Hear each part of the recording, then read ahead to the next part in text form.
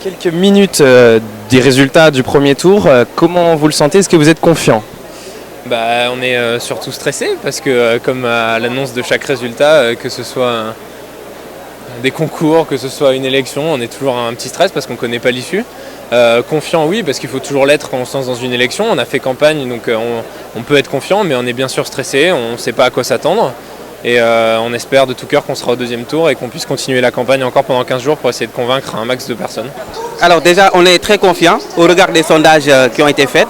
Aujourd'hui, nous savons qu'il est le seul candidat qui est capable de rassembler le peuple français. Nous avons vu que la campagne a été une campagne qui a permis de diviser le pays. Au regard de ce qui est dit, de ce qui est prononcé par les autres candidats, il est clairement vu qu'il pourra passer parce que la France est un grand pays et que la France va faire le choix de la continuité par rapport à tout ce qu'il a déjà fait dans le cadre du quinquennat. 5 secondes, un président sortant et 11 challengers. Il est 20h, voici le résultat de ce premier tour. En tête ce soir, devant Marine Le Pen avec 23,3%. La même affiche qu'en 2007 apparaît au terme de ce premier tour. Vous voyez les deux QG avec l'explosion de joie dans les deux QG. Voici la suite des résultats avec Anne-Sophie.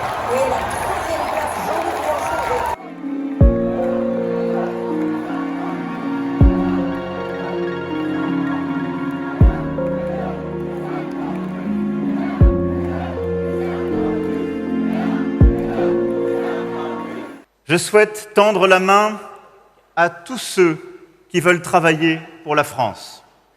Je suis prêt à inventer quelque chose de nouveau pour rassembler les convictions et les sensibilités diverses afin de bâtir avec eux une action commune au service de notre nation pour les années qui viennent.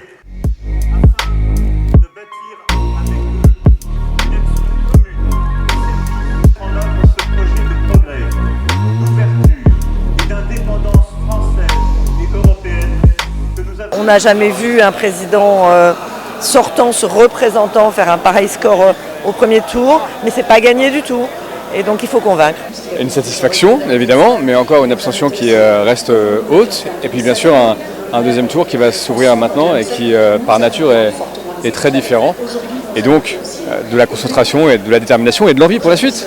La politique, c'est débattre, c'est convaincre.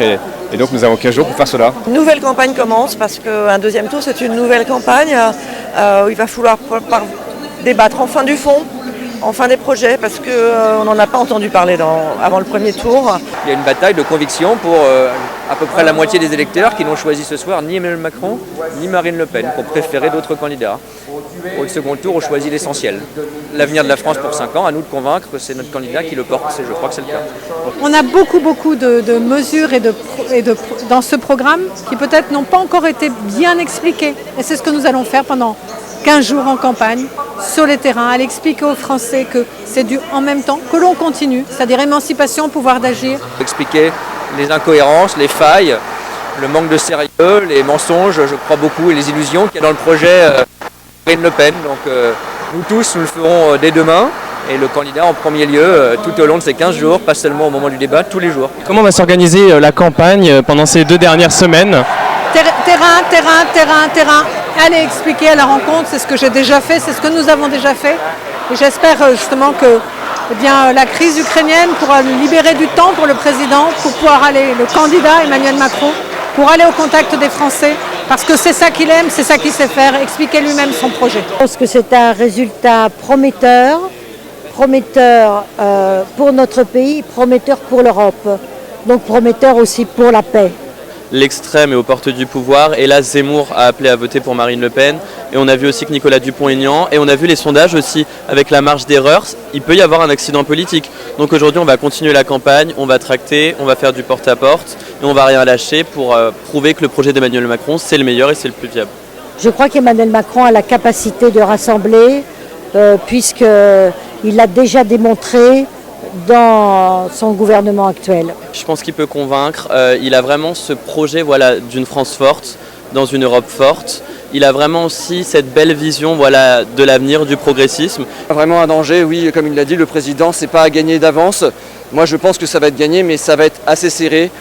faut se méfier vraiment d'Éric Zemmour, même s'il a fait 7%, il peut toujours engager une dynamique avec les abstentionnistes. Marine Le Pen a quand même beaucoup mûri sur les 5 ans.